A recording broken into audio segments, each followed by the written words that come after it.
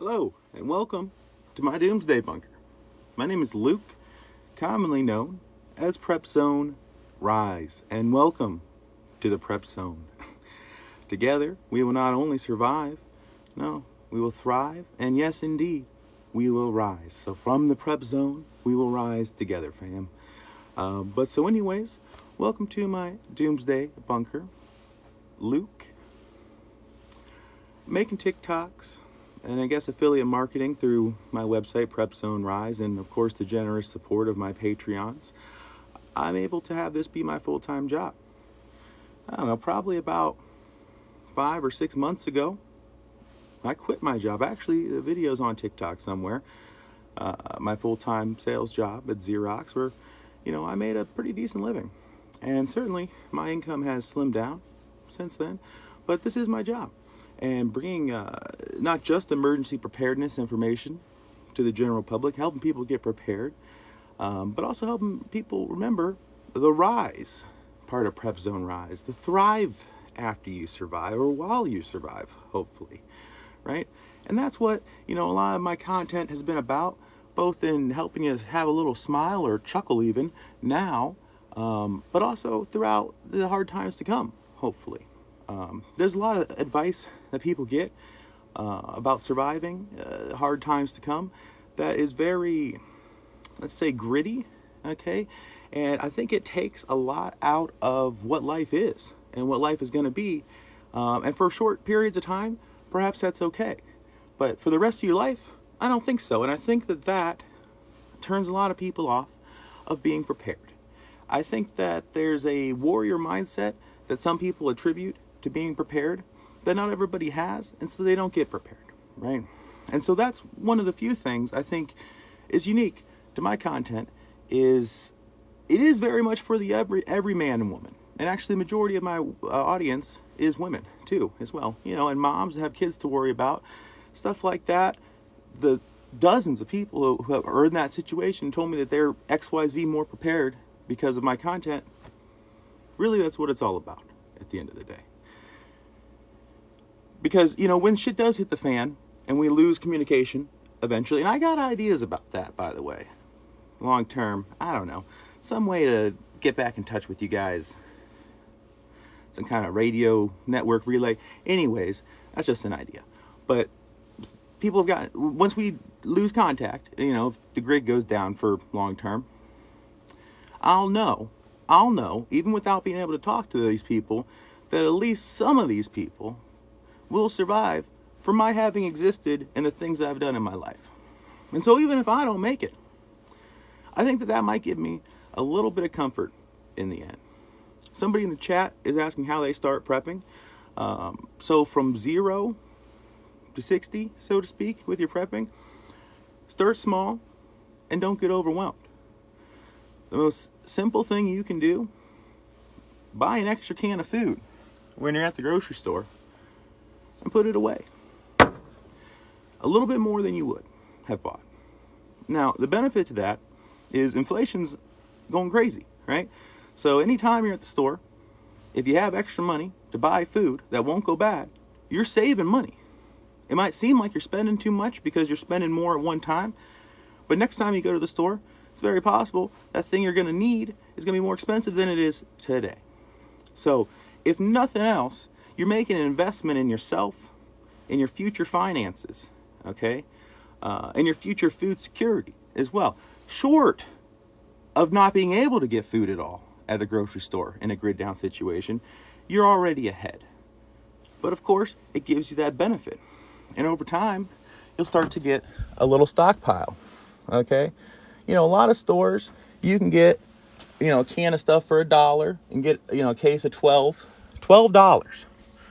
$12 for probably, depending on what it is, a week's worth of food, right? Most people, on average, have 3 days or less of food in their house if they couldn't get more. But right there, you're getting a week's worth of food for $12. I'll say that's where you should start, okay? Moreover, while you're doing that, I just want you to run through things in your head. What do I need to survive every day. I need food. Okay, I need water. Okay, how much do I need each day? How much does my family need? The people that's going to depend on me. Okay, how much of each of these things? Do you need medication? Okay, do you only have one pair of glasses if you need them? Which, by the way, don't get your glasses through your eye doctor. Not a sponsor, but they should be. Zenni is where I get mine. These were less than $20, probably. I probably got 6 pairs for like $100. Prescription, very easy, cheap. It's a big racket at the eye doctor, right? So now, for eye vision and stuff, eyewear, that's a prep completed, and it's less than what I would have spent on a single pair at the eye doctor, right? Quite stylish too, if I do say so myself. But anyways, so think about the things you need. If all you're doing is thinking about it and planning things out in that way, you're ahead of everybody else that's not prepping. Go ahead and drop your question in the chat. You're asking a question, then ask if you can ask a question.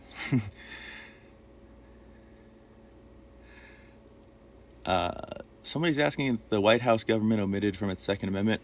I didn't hear about that. But it's true. It does give the people right to bear arms in the Second Amendment. What am I prepping for is the question in the chat. Anything and everything. Anything and everything, really. I think at this point, realistically, there are a number of things that prepping is a necessity for. It's not even up for debate. Economically speaking, inflation speaking, it's a necessity. There's no ifs about it that the economy is going to be worse next year than it is now, overall, in terms of your prices, in inflation, in terms of interest rates, okay, and likely in terms of jobs and other things, in terms of the supply chain getting more and more messed up as the economy gets messed up. All these things are going to start to matter more and more to everyday people. And I also know that so many millions of Americans and people all over the world too, and that's a whole nother bag of worms of the rest of the world, are living on edge today.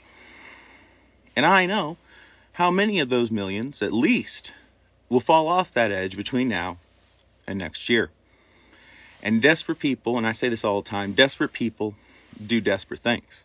We know this. If your children are starving, who are you willing to hurt to feed them? Who are you willing to steal from? Right? What are you willing to do to feed your kids, to feed yourself? Okay? Desperate people do desperate things. And eventually, law enforcement gets overwhelmed with too many desperate people. Okay? But also, eventually, you and me, the everyday people, take action. Right? People riot in the streets when things go bad enough. And on top of that, we are standing now on the most unstable ground this country has had since the Civil War. You understand that? I don't know if we'd have another Civil War today. But something's going to happen. There is all indication that the DOJ intends on indicting former President Trump. And right or wrong, whether you agree with that, we should all agree that there will be serious repercussions in the streets of the United States. We know that. Will it come to where you live? Right? These are the kind of things that are becoming more and more common. At the same time, we are seeing a climate disaster unfold around us. We look at the Colorado River, right? Now that's not, the Colorado River, I guess some people would make the case that it's, connected to man-made climate change. And in some ways it is. But that's a very physical, get your hands on and understanding concept. We're taking more water than the river has to give, ultimately, right? That's not like a debatable, kind of thing. Like maybe with emissions and stuff with, different climate change issues, right? The Colorado River is different. You can see it with your own eyes. It's a simple math equation, how much water there is and how much we use, how much we waste out west. Okay? And the reality is we do a ton of really important agriculture out there. Okay? And we don't have the water for that, Yeah, look at the levels of Lake Mead and Lake Powell. All-time lows. And, they've done the math about what the states are currently drawing from the river, what it has and what it's going to have, and it doesn't add up. And they won't even agree to reductions, the ones that would be needed to make it sustain. And so that's going to come to a head, right? And, look at Jackson, Mississippi, right? They don't have clean water, right? Those people relied on the government to take care of them. Many of them were not prepared for this. Me, if that happened where I live, which it wouldn't because I have a well, first of all, I have filters. I wouldn't be that big a deal, right? For me, for other people, it's a huge deal. They have no clean water at all unless they can get bottled water, which is in short supply. Situations like that are things that I would consider myself prepared for, to answer your question. And those are just like issues. What I've just went through are just issues that are certainties, pretty much. In my mind, and in most people's minds, if you think about it, right? But then there's all the unknowns. There's the unknowns we know we don't know. And then, of course, there's the unknowns that will come out of left field, right? But the unknowns we know we don't know. Will the nukes start flying at some point in the near future? I wasn't alive in the Bay of Pigs and stuff and all that. But to my understanding from talking to people and just my feeling of the history, right now, I would say we're at a higher risk for nuclear war than then. And I wouldn't say that was true my entire life. I think that's a new development, right? Another one is the fate and future of Taiwan and our involvement there and China's involvement there. It doesn't look good. We are sending a lot of weapons over there, which conceivably are because they're going to be needed, right? And we've done that for a long time, but we're ramping it up. And the rhetoric and the saber rattling and crossing those red lines, ramping up, right? That one guy in the chat says, let's start a revolution. It's up to us. Look, I've said this before, more than happy to take on the role as your king. More than happy. But I've put the responsibility a little bit on you for that you're going to have to install me and such. So you guys do your revolution. If you need some strategic advice, let me know. But then when you're done, we'll have a parade. We'll have a parade, okay? You guys can draw straws about who gets to, carry me in one of those chairs, like Roman Emperor style. We might go with Emperor instead of King. We'll look at that. We'll look at that when the time comes.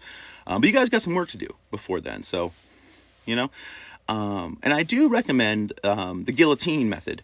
It's French, it's fancy, right? Guillotines are good for that. But, you the people have the power if you seize it, right? That might not be the case, forever, I guess. But if not now, then when? You going to wait till you're too beaten down to do anything? Or is that you already? I don't know. But, what in the garage? This is my doomsday bunker, okay? We're surrounded by concrete, actually, which typically garages aren't. Anyways, who builds those for the military? I want to censor myself a little bit for the app. You and me, right? That being said, they have plenty. But here's a better question. Who uses them? Well, it's the service members themselves. Now that comes to a whole interesting can of worms, right? I think people look to them for too much in terms of their oath to the Constitution. I think that they're like everybody else. Not all of them, but enough of them Well, they're going to follow orders. Whatever the orders are, within reason, they'll enough of them will. Some of them won't. Enough of them will. Right? That's just what human beings do. I mean, look at the Holocaust. Right? There was a lot of people following orders to get that done, and that was a horrible thing. Especially when things get compartmentalized and stuff, and technology and stuff gets involved. It's wild.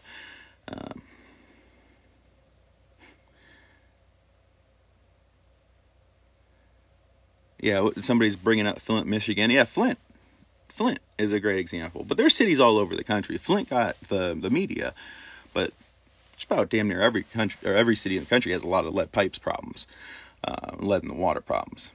But again, I have a well, so I don't, not so much.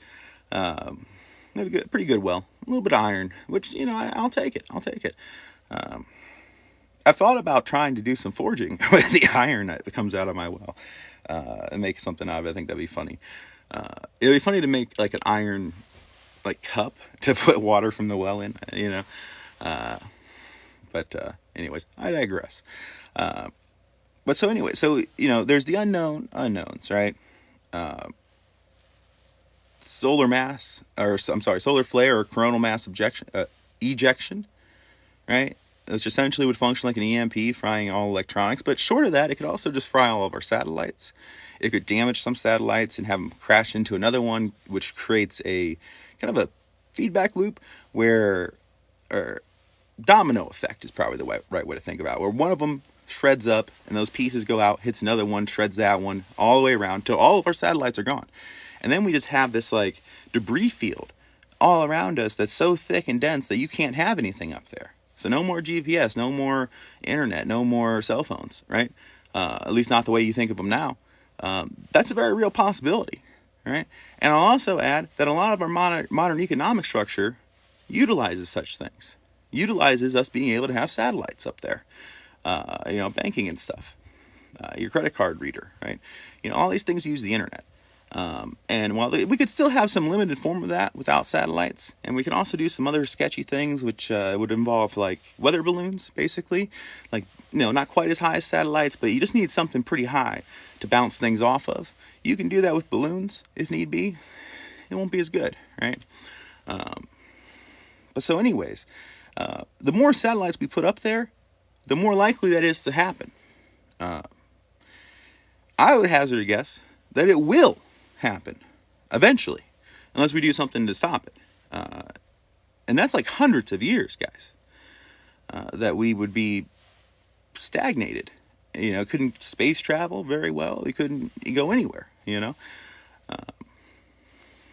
That's a real likelihood in our lifetime, especially if we have a war, right? If we have a war, the next world war will partially be fought in space. I'll tell you that right now. And the moment they start shooting down satellites, that event happens. Guarantee it.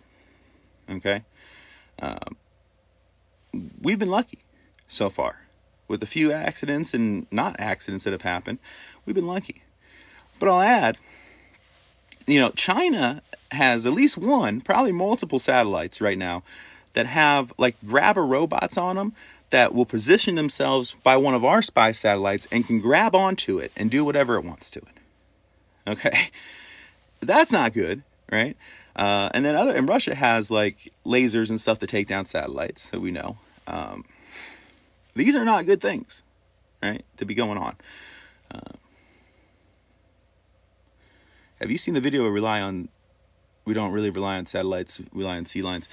That is partially true. That's what I said, that it won't be the internet as you know it today. But we would still have something.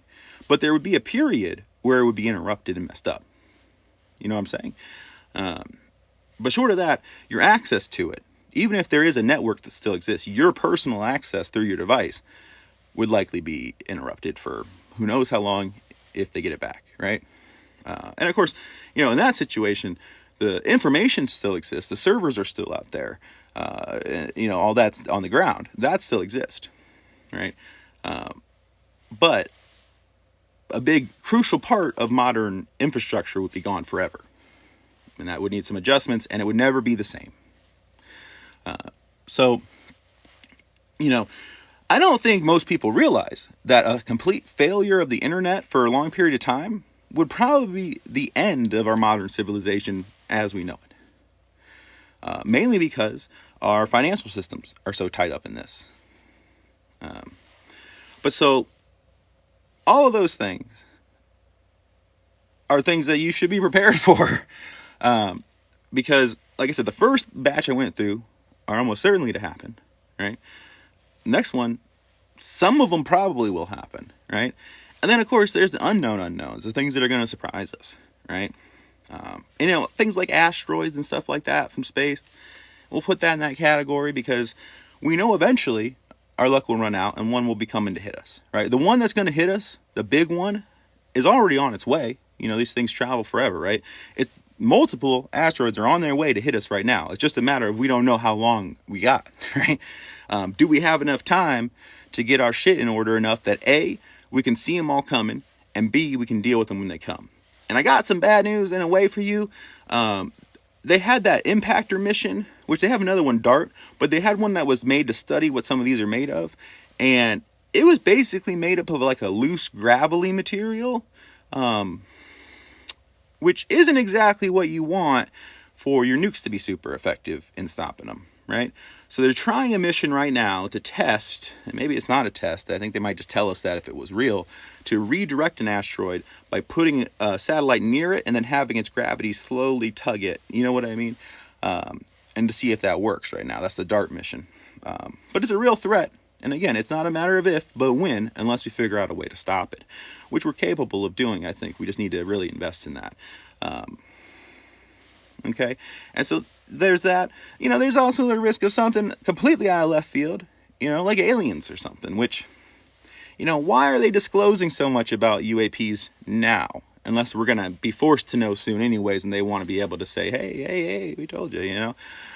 There's some really interesting stuff going on with that right now, with, you know, scientists, okay? Now that the cat's been put out of the bag, so to speak, there's something called the Galileo Project, all right, which is being ran in part by Avi Loeb, who's a Harvard guy, Harvard scientist, right? Professor. I love that guy. Great guy. So it's a three-pronged mission, the Galileo Project. Number one, okay, to put these sensor units, we'll call them, but they have different kinds of cameras and like they'll be able to tell if an object has radar or not. It's going to use also like it's passive, right? It's passive, so it's not emitting signals on its own to maybe interfere with what's going on. But there's radio and TV broadcasts everywhere, so it's designed to pick up those as its own radar bouncing off of things. You know what I'm saying? It's really cool how it's a passive system based on what's already there, without adding anything new to the equation, and a bunch of other sensors. And they want to put these all over the world. And they're going to use these, you know, the blurry pictures of UAPs, make them be a thing of the past. They want to have a scientific way to study these things, right? And so that's just one of three prongs of the Galileo Project. Number two is Oumuamua, which was the first interstellar asteroid, meaning from another solar system, which is where aliens would come from, by the way, that we caught on camera, on telescope, entering our solar system. And it actually came pretty close to Earth, okay? It's slingshot around the sun and moved on, right? Which is exactly what you would expect. They would aim at the star if they were launching, right? And then, let's say it was a solar sail, which you just think of like a regular sail. The sun pushes it, okay? They would let that piece go, and then the ship that was being pulled could go do whatever, and it's smaller and darker and not as easily seen, theoretically. Or it was a piece of garbage from an alien, but it was very, very thin like a pancake is what they came to find out. Now, you may have heard some people debunk this. The nitrogen or hydrogen iceberg theory doesn't hold any water. It wouldn't work. That would have been completely dispersed in interstellar space from the radiation. That's what the scientists say.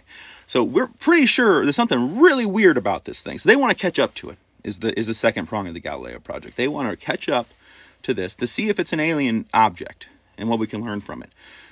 If they launch soon, which they haven't got approval for this. They don't have the funding for this yet. They would catch up to it in the 2050s, maybe, if they can find it again. Because it sped up on the way out in a way that it should not have. There was no off-gassing seen, no propellant coming out, but it sped up, similar to how UAPs seem to move, by the way. But now, so that's phase 2, is checking that out. But we had another interstellar visitor, which was only recently declassified by the government, that actually crashed into this planet.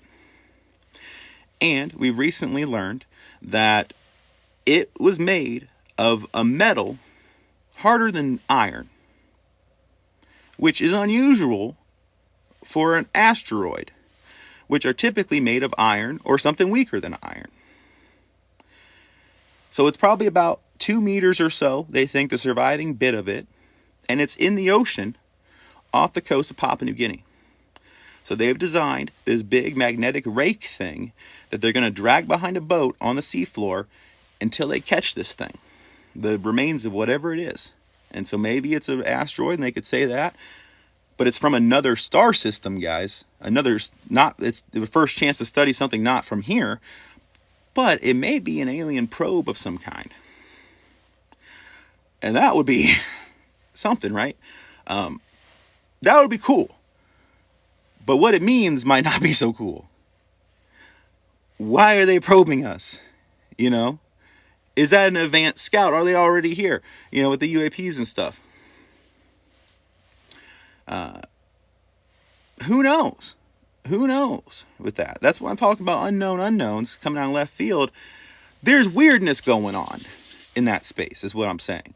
Like, the kinds of things going on that kind of flag in my head of being like, you know what, in retrospect, I bet that's going to be important. You know what I mean? Like, that little bit of precognition of, like, when something seems like that's going to come back around, you know? And every step of the way, as we've learned more about these things, that feeling in me has been confirmed. So I would pay attention to those things. But so that's the Galileo Project. Highly recommend. Actually, speaking of Avi Loeb, here's his book right here. It's backwards, but, you know. Great guy. Great guy. Yeah, so that being said, am I prepping, doomsday prepping for the aliens to come? Not really. I mean, I feel like not any more than I'm prepping for, like, everything else. And then I guess if that happened, maybe it would help me out a little bit. But there's nothing special you're going to do for that. You know what I mean? There's nothing explicitly prepping-wise you're going to do to defend against unknown aliens. You wouldn't know what to do. So you would just prep like normal. And if something out of left field comes, you've done your best anyways, right? And that kind of goes for things like Yellowstone and stuff too. You know, if you live near Yellowstone, don't worry about it. Just trust me, you don't need to worry about Yellowstone if you live too close to it. But for me, you know, maybe there'd be a foot of ash on the ground that first year. I'm prepared to survive that. Even if there was enough ash that my roof of my house collapsed, I would survive in here with everything I need. And enough food, right? I would survive, and humanity would survive that. It'd be pretty cold outside, but hey, I'm underground, so it doesn't matter, right? So many things cease to matter when you get your preps in order, if they happen. And with that comes a big reduction in anxiety and fear. You know, some people like to call me a fear mongerer. Couldn't be further from the truth. You know, if you're a prepper, you have more peace of mind than anybody else. You really do. Because, you know, whatever comes, you got a better chance than anybody else, right? You know that there's less for you to worry about. Because you got two options. You can either choose to ignore it and not worry about it to be content, or you can get prepared, be aware of everything, be on top of everything, right? And be content, right? And both of them kind of lead to the same thing in a way, except for one of them leads to you staying alive and comfortable, because the time will come where denial won't work anymore. Because it will be slapping you in the face over and over and over again, life. There'll be a time where denial won't work anymore, okay? And for a lot of people, that comes every day. I think for a lot of people in Jackson, Mississippi today, denial's not working anymore. They're getting slapped in the face. I would almost guarantee you, just with the size of audience, how long I've been doing this, somebody affected by the stuff in Jackson at one point in time saw one of my videos and chose denial. Wish they hadn't, right? I've had a bunch of people come back around, actually, and say that they were wrong. Because they learned. Because they got slapped around enough, right? Me personally, I don't like getting slapped as much as it would seem like I do by slapping myself for you. I don't like being a victim. That's why I like the Second Amendment, for one, right? I just don't have much intention on being somebody else's victim if I can help it, right? Shanna says, love your content. I do have some air filtration systems happening. Not super fancy, but you really don't need it if you do things right. Even so for a nuclear fallout situation, as long as you do the plastic you're supposed to do and seal everything up right, air's still going to come in, but the particles that are radioactive aren't. You want to be careful about areas where they might build up, like on your roof or in your gutters or what have you. Be careful with that, right? Your gutters are going to hold a lot of radioactive material. But if you're in your basement, right? Your gutters are kind of far away from you, so that should be okay. And there's probably a lot of cinder blocks and stuff between you and your gutters, right? I will say that maybe make sure your downspouts are as far away from your house as possible. That might be smart. And understand that where your downspout lets out will be a very radioactive spot as well. Just so you know. And if you have a flat roof and you're under a flat roof, that's bad, but your house won't let those particles through so much if you seal it up right, but air will always get through. You won't be able to seal it up good enough for that.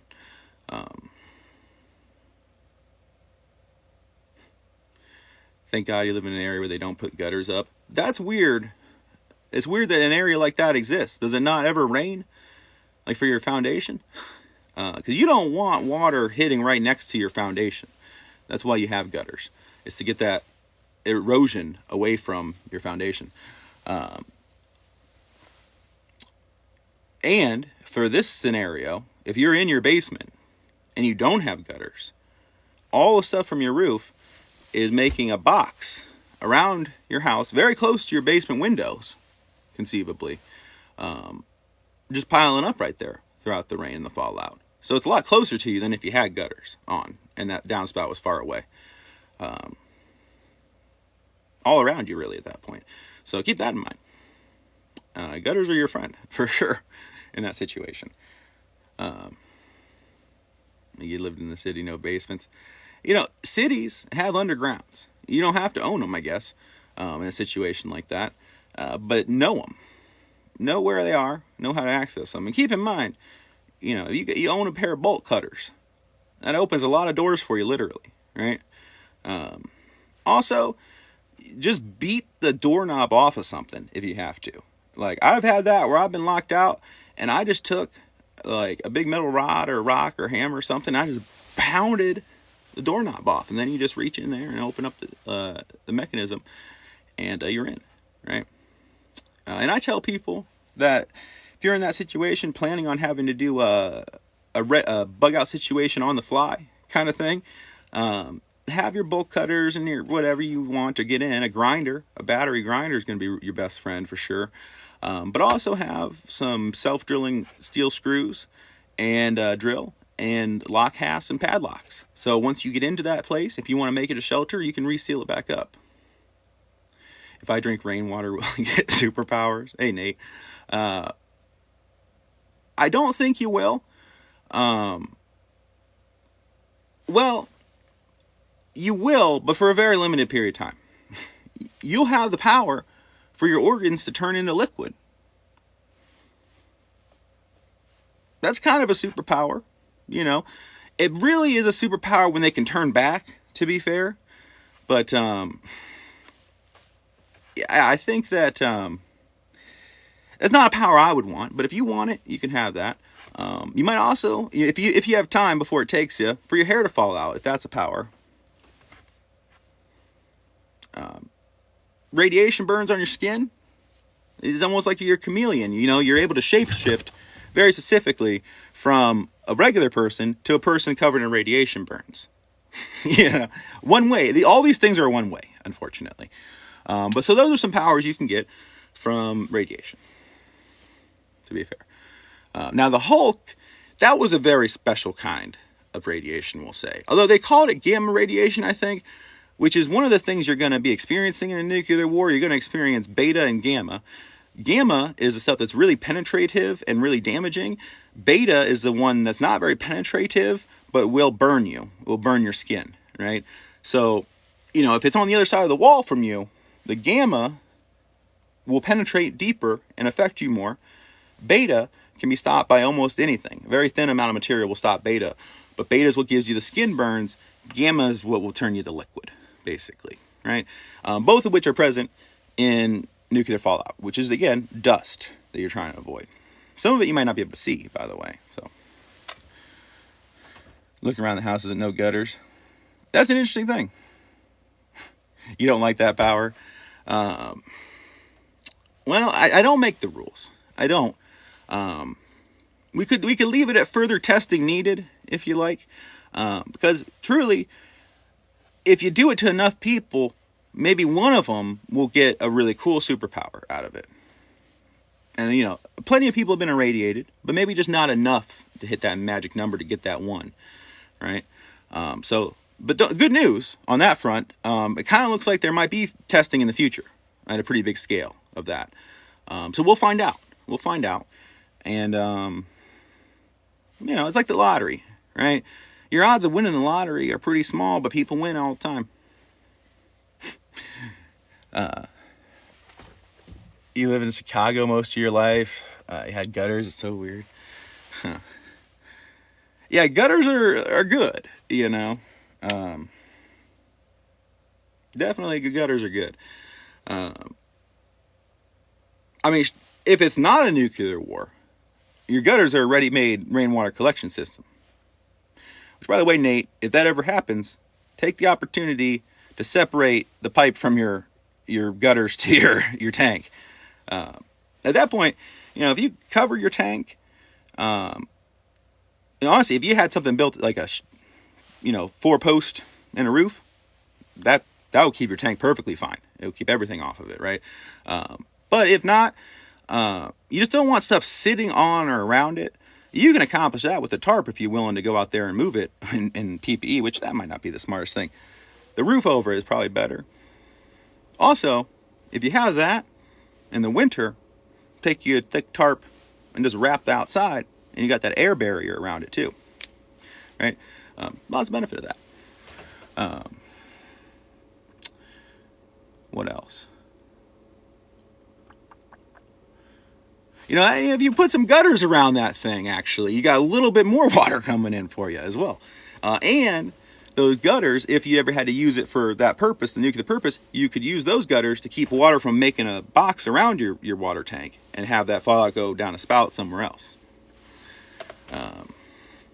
Damn, dude, you're going to be like Fallout 76 over in West Virginia after nuclear war. I'll say, in Fallout 76, it was one of the better places.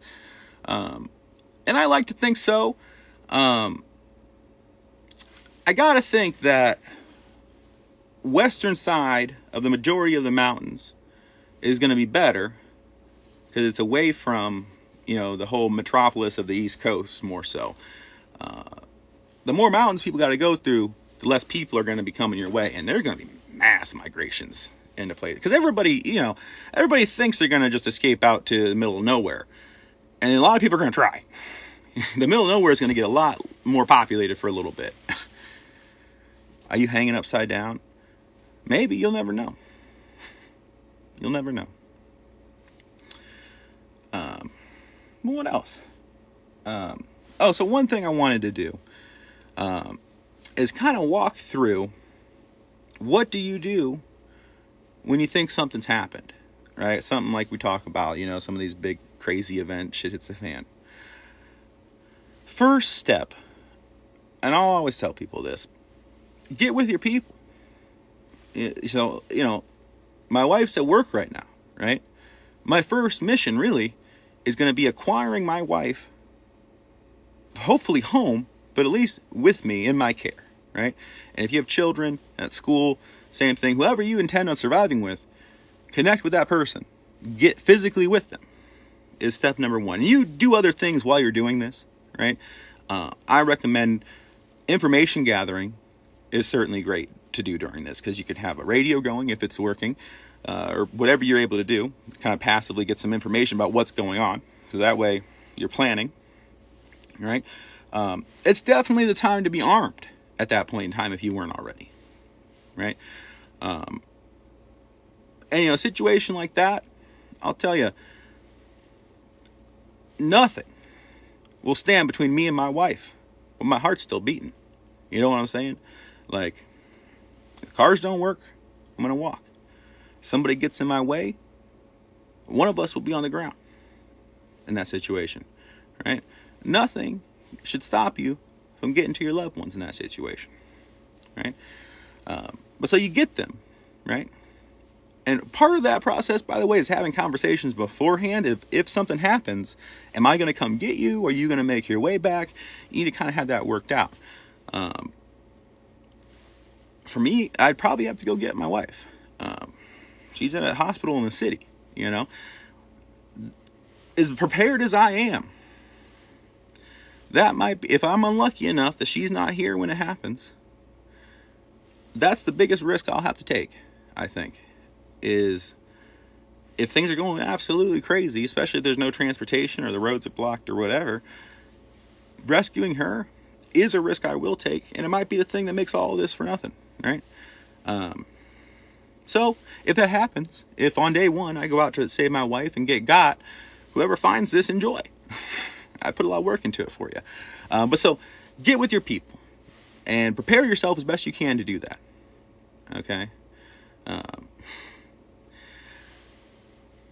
Anyways, so after that, okay, let's assume that everybody's home now.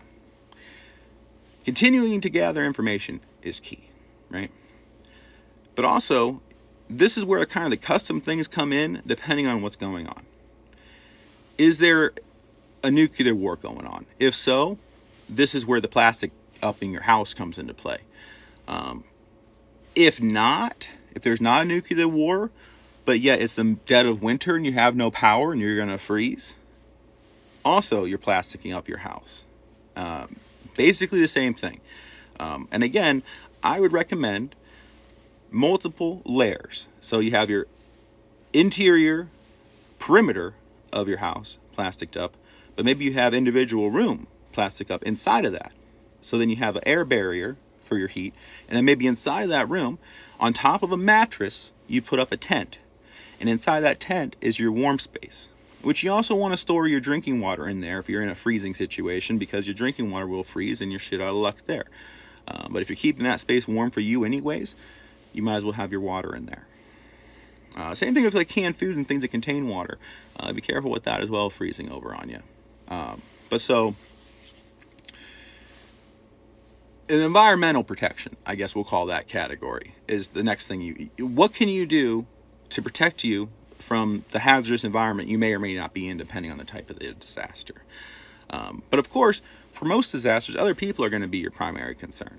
So securing your home becomes a very important key step there too. I would say a division of labor is key. So perhaps while I put in the barricades and stuff, I tell my wife, you need to get these supplies into the bunker, because you got supplies all throughout your house, right? You got your kitchen and everything. Gather that stuff up and get it taken down there. I'm going to put up the boards and stuff, right? So put up wire fencing, chicken wire, and wood barricades, which you can prefab those and keep them aside and then just pop them in and screw them in. And do those on the inside, actually. The reason for doing that is from the outside, you don't want it to look like you fortified your house so much, okay? You don't want it to look like you have something to hide. But from the inside, what you're doing there is controlling where they're going to come from, more than likely, right? So you want to make choke points. You want to make safe areas for you. You want to ideally set up some hard cover spots that you know about. Hard cover is something that's going to stop a freedom pellet. Soft cover or soft cover is something that just stops eye lines because it's hard to shoot what you can't see, right? But you got lots of soft cover in your house, drywall and stuff, get some hard cover in there, right? If you're ever remodeling your house, you may want to make your walls a little bit more sturdy, if you know what I mean. And then or at least in certain areas, and then hey, if anything ever goes crazy, I get behind this wall, it's going to stop something, right? Some bricks or something in there, So things like that. Securing the premises is good. If you have a long driveway and you're in the middle of nowhere, now might be the time to block access, or preferably hide the entrance to your driveway with bush and fallen trees and stuff, right? That's excellent to do. The least obvious these things you're doing, the better, right? But so get your house secured from environmental and people-based threats. Get your supplies from throughout your house that you want to keep hidden into your hidden space. Make sure you're with your family first. Continue gathering information the whole time, because information truly is power, and it'll likely be in short supply, and you won't know what to trust. Okay? And then, provided you've done all those things, you should be good to start hunkering down. And there's going to be a lot of hurry up and wait, for sure. Hurry up and wait, right? Now, in terms of your perishable food, while you hurry up and waiting, the food that's in your fridge now, right, that should be eaten first, exclusively. So all your canned food, don't open this until all the food that's working on going bad in your fridge is gone.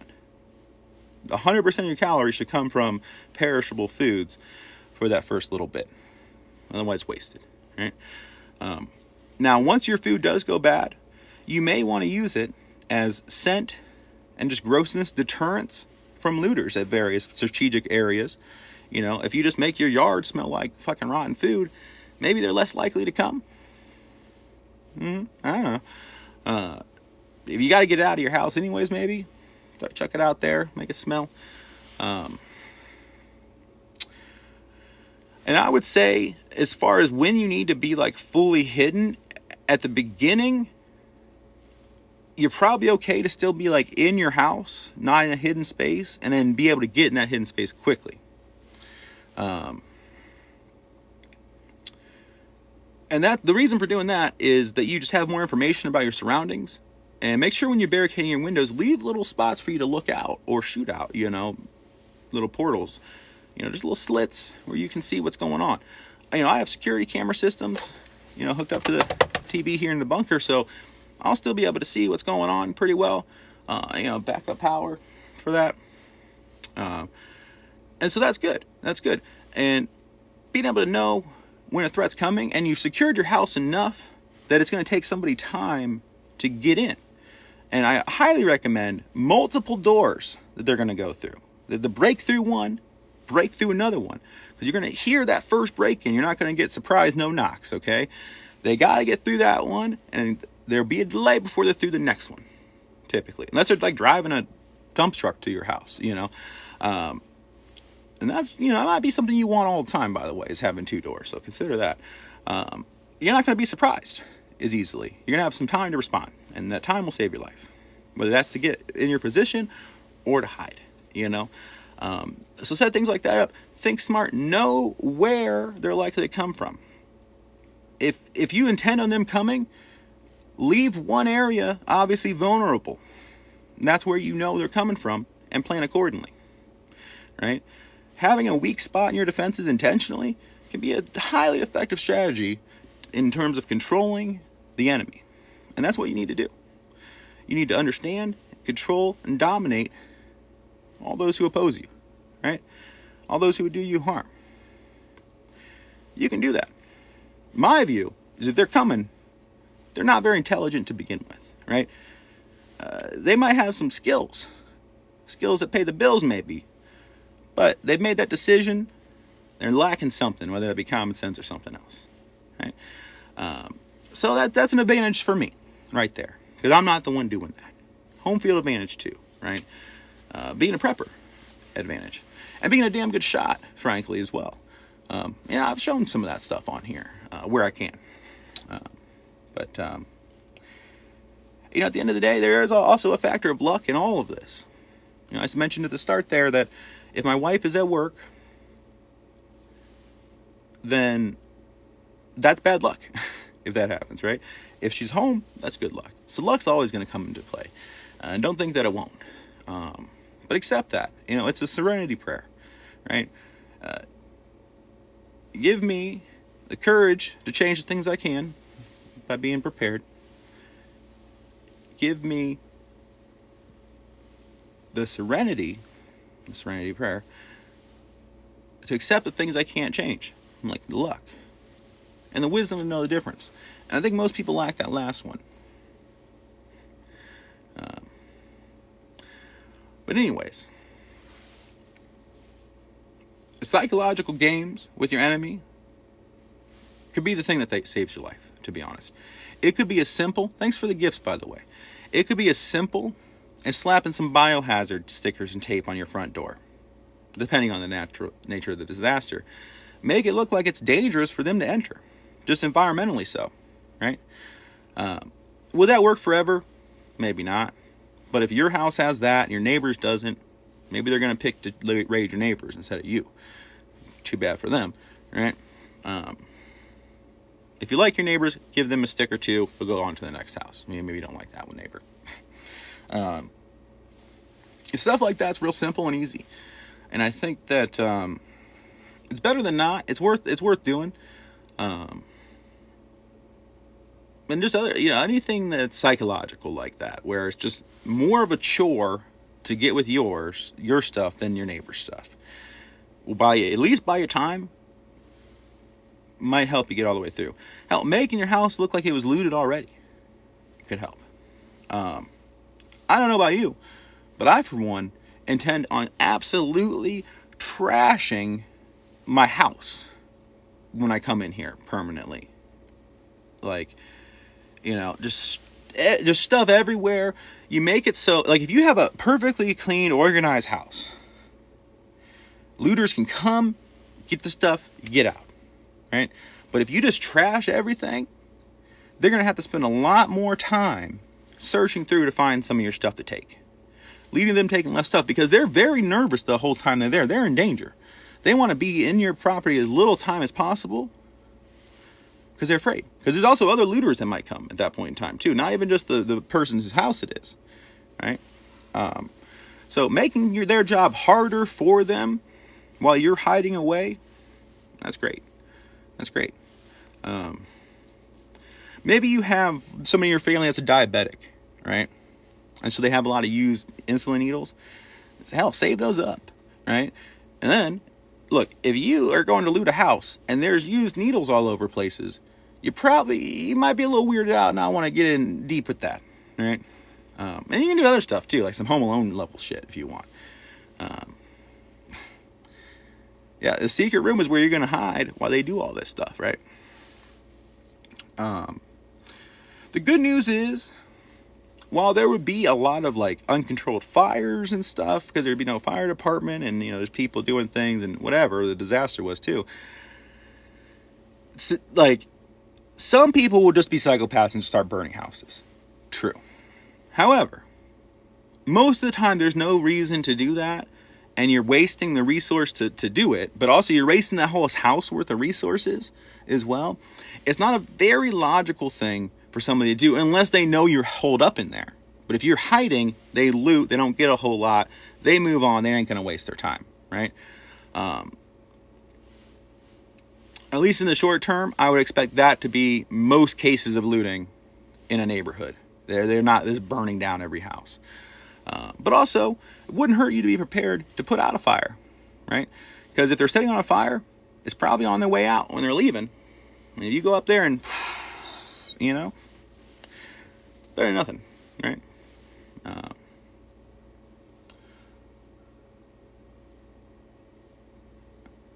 You wish you could still care. Well, you should care. You really should care about some of this stuff.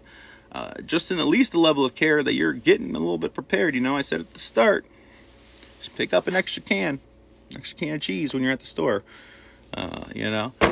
Stock that up. Okay. But it's coming up on 10 o'clock here, so I say we've been going for about an hour. I'm going to cut it here. Now I'm thinking with some of these replays, I might put it on my Patreon only, the replay. Maybe on YouTube. I mean, I can't put it on here. It's too long for that. But it might be for my Patreons only. Might be free on Patreon just to get people to go there. But check, there's a lot of cool stuff on there. But prepzone.org, prepzone.org is a place to go for everything, me, and everything you need. Prep list, and full spectrum antibiotics, water filters that can get nuclear radiation out. Prepzone.org. The support me button's my Patreon. That has its own slew of benefits you can look at. And all my other socials on there. All kinds of stuff is on there. Trust me, there is merch. I've sold like a couple pieces of merch ever, and it's like hidden in the website. You can find my merch that I've made, but it's not like a merch site like most people's stuff. You know what I mean? Like it's prepzone.org. It's its own thing. It's its own thing. It's also a forum on there that you guys can be friends with each other on if you want. So I'll see you guys soon, and go watch my videos. I'm sure you missed some of them. Much love.